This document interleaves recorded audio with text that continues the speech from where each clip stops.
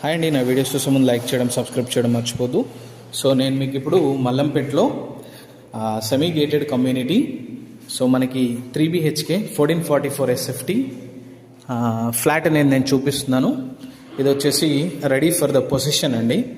ఈ ఫ్లాట్స్ అనేవి మనకి very beautiful construction, quality material and very good experience in construction.